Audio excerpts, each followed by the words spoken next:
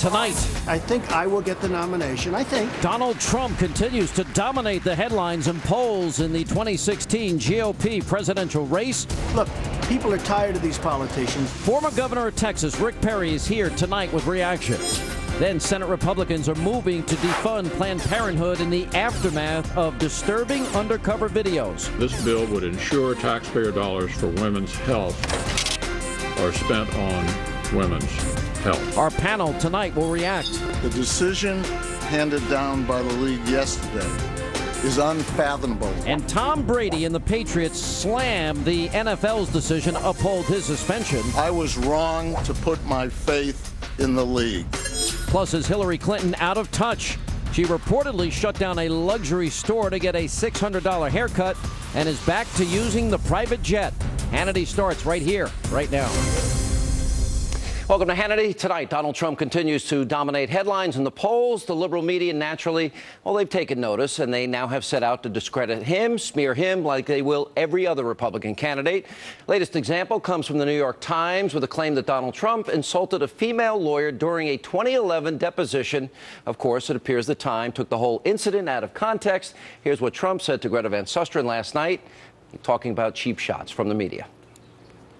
I think it's amazing what the press is allowed to get away with nowadays, that they can come out with a thing and somebody like me has no recourse because the libel laws are so pathetic and so weak that you can't bring litigation or lawsuits. Here with reaction from the Weekly Standard, Stephen Hayes, Fox News legal analyst Peter Johnson Jr. Peter, the bottom line is every Republican candidate, as they rise in the polls, can pretty much expect this is the treatment that they're going to get. They're going to get smeared. They're going to be called racist and homophobic, and they want to kill grandma and destroy the environment and kill children. So this is par for the course for every Republican, right? Yeah, I think they can all anticipate this kind of treatment. But, you know, Donald Trump is making a lot of people's heads explode. All his Republican opponents, Hillary Clinton, the rest of the Democrats, the New York Times, the Daily Beast, and a lot of Washington pundits who say they're conservative and middle of the road. They don't like this kind of straight talk. It takes them out of their comfort zone. For a lot of Americans, it's putting them in a comfort zone that they would like to be, because they'd like to hear their politicians tell the truth once in a while and actually say what's on their mind. So it's a new paradigm in America, and it's getting a lot of folks upset, and a lot of folks we didn't expect to get upset. You know, Stephen Hayes, I know you've been a big Trump critic. In one sense, though, you've got to admit that he is a creation of weak Republicans in Washington, those that promised they'd repeal and replace health care and Obamacare, but they won't use the power of the purse. Or they would end executive amnesty, but they don't want to get blamed for a government shutdown. Broken promises. Hasn't that created the path of frustration for many Americans? Oh, absolutely. No, I readily admit that. I've admitted that several times. I don't think that Donald Trump is necessarily the solution to those problems, however, and I find it a little ironic that people who call themselves conservatives are investing so much in Donald Trump, given his long history of holding positions that I would argue are anti-conservative. So, yeah, I think you're right about the frustration. Certainly there's been frustration. I think one of the failures of the Romney campaign in 2012 was its inability or unwillingness to channel that frustration, to tap into that frustration. It's been certainly to the benefit of Republicans in 2010 and 2014 when they've been able to sort of harness that energy and use it to their advantage.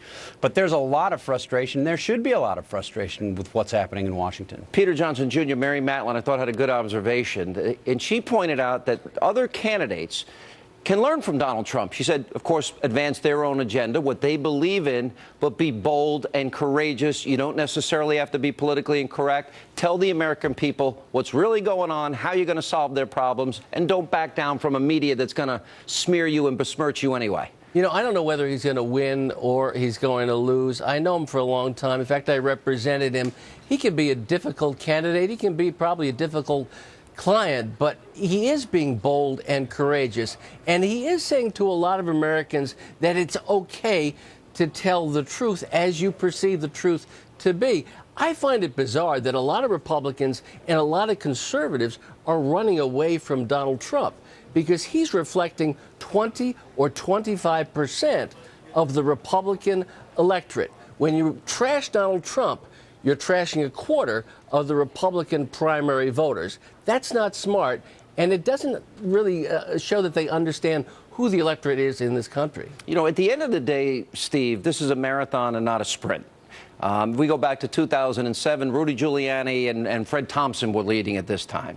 So my question to you is, does Donald Trump, you keep bringing up you didn't like his earlier positions or that he donated money to both candidates and both parties, et cetera. But at the end of the day, isn't it really going to come down to who has the better vision, the solutions, the experience, and can convince the American people they can get the job done? Isn't that what it comes down to? Primary voters will decide, not the elites, not the establishment in Washington? Yeah, I don't get the sense that somebody who's criticizing Donald Trump for his positions in the past or the things that he's saying today somehow wants to deny voters the right to cast their ballots. That's a bit of a straw man that I think I've heard other people use. But look, yeah, Donald Trump will have to present a vision. He will have to tell people what he's for, and he's going to have to do better than what he did today in an interview when he talked about Obamacare and he was asked what his position was, and he said, I'm going to repeal and I'm going to replace it with something terrific. That's fine in the early stages of a presidential campaign, but it's not going to be good enough as you go down the road. People are going to want to know exactly what he's going to do on Obamacare, exactly what he's going to do on immigration, where he's now said several different conflicting things. He should have an issues section to his candidate website. People want to hear about that, and I think until he does it and until he fills that in, he will have trouble getting above 25%. All right, we'll see what happens. We got a lot of a race ahead. Thank you both, Steve and Peter. Now, Trump is not the only 2016 GOP presidential candidate making headlines. Former Texas Governor Rick Perry gave a major economic speech earlier today at the Yale Club right here in New York City. Take a look. Distrust with Wall Street and with Washington is probably greater than any time in our history, and for good reason. Most Americans see this special political class that spends large sums of money to wield influence, to protect their entrenched interests, to advocate for special favors at the expense of taxpayers and the general public. Here now, 2016, Republican presidential candidate, former Texas Governor Rick Perry. Governor, good to see you, sir. How are you? Hey, Sean. It's an honor to have you back. You know, here's one example. So Republicans in the Senate, you know, fight over the import-export bill, which basically is corporate cronyism and loan guarantees that the taxpayers have for billions of dollars it puts them on the hook for. Now, I'm thinking we got 93 million Americans out of the labor force and 50 million in poverty. It seems that they don't have their priorities straight. And I'm talking about Republicans. Your reaction? Well, obviously, getting this economy back on track ought to be the number one issue that all of us that want to be the president of the United States talk about. All of these distractions that are out there that we have, I mean, they're going to be there. I get it. But I think wisely pivoting back to a real focus on the economy. And nobody on that debate stage is going to have a record that I've got of creating jobs. Since 2007 through 2014, 1.5 million jobs were created in the state of Texas, while the rest of the country lost 400,000 jobs. We need to be laying out policies that clearly show the American people how we're going to free them up from overtaxation, overregulation.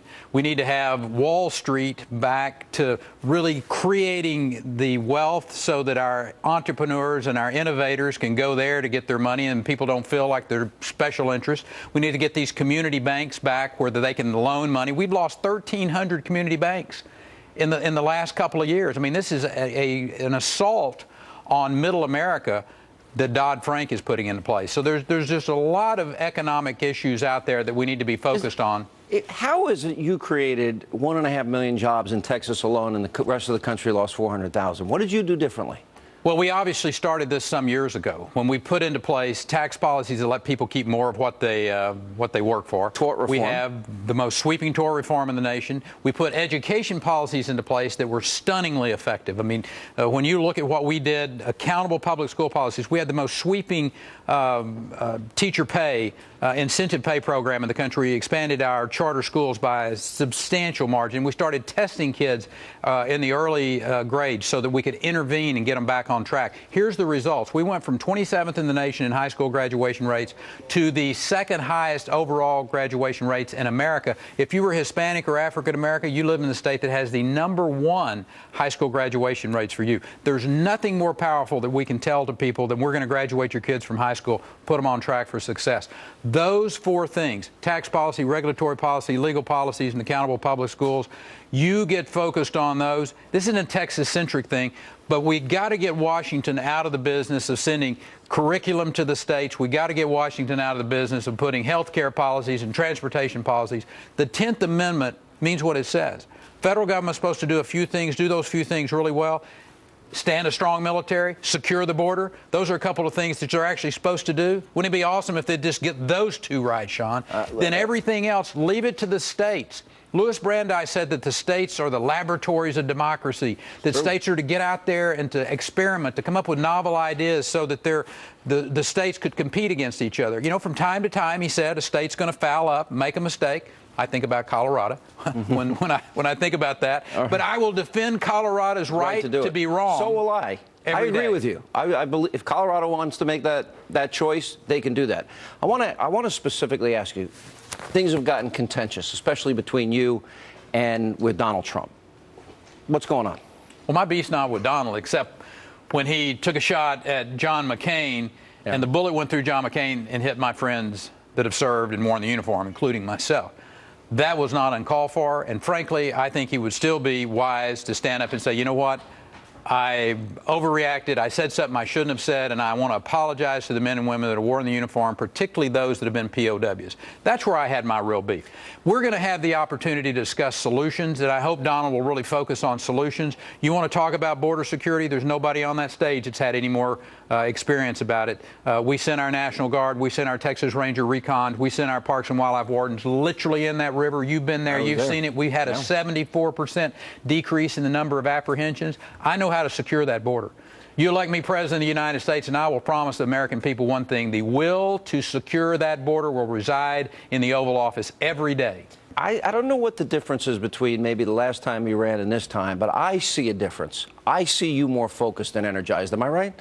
Well, I'm healthy for one thing, but the fact is 3.5 years of being prepared for this and really having gone through it more than once. I'm telling you, look back, Dwight David Eisenhower, I think, was the last nominee that the Republicans had that hadn't done this more than once. That's a good point. Anybody that's doing this for the first time, good luck. It's going to be a real learning experience for them.